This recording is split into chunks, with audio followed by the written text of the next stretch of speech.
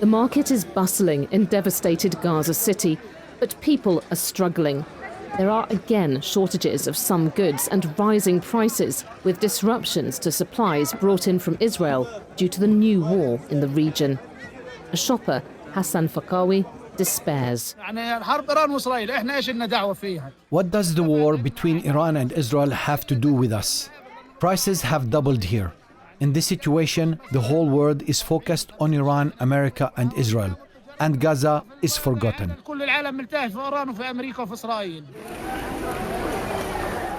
More heavy rain recently caused sewage systems to overflow in Gaza's tent camps. Despite the promise of President Trump's peace plan, the humanitarian situation remains dire. Reconstruction materials aren't yet allowed to enter. And Bushra Khalidi from Oxfam says the work of aid agencies is impeded. You know, a huge amount of our effort is spent negotiating for the smallest crumbs, like a crossing to reopen or a few liters of fuel. So progress towards recovery is limited and almost not there, really. We're not seeing large-scale debris removal. We're not seeing proper rehabilitation of underground infrastructure. And there's still nowhere near enough fuel to run power systems. So this is basic survival in Gaza.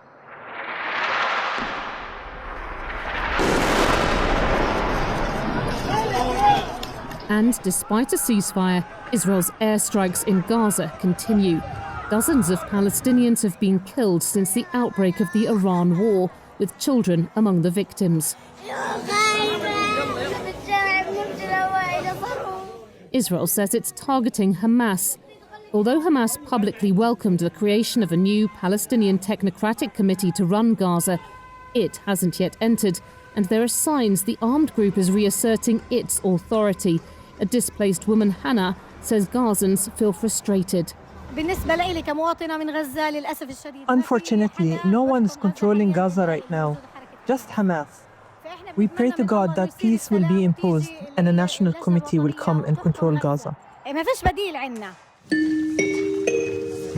I now give the floor to Mr. Mladenov. Welcome. At the UN in the past week, Nikolai Mladenov from the Board of Peace laid out what he said was a comprehensive framework to decommission the weapons of Palestinian armed groups, starting with rockets, explosives and assault rifles.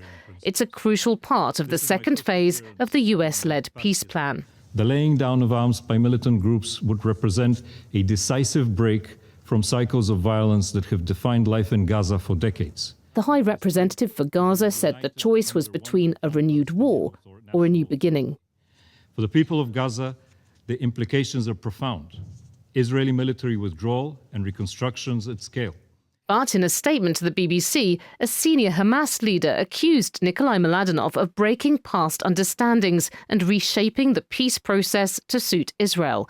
He declined to respond. The Palestinian envoy to the UN, Riyad Mansour, endorses the Trump peace plan. Well, they say the proof is in the pudding.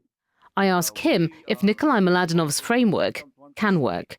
It is complicated, but it seems that he is determined and he is in charge of this process by the Board of Peace, so that there are powerful forces behind him. We will see in the coming weeks and months how this second phase of the plan will be implemented.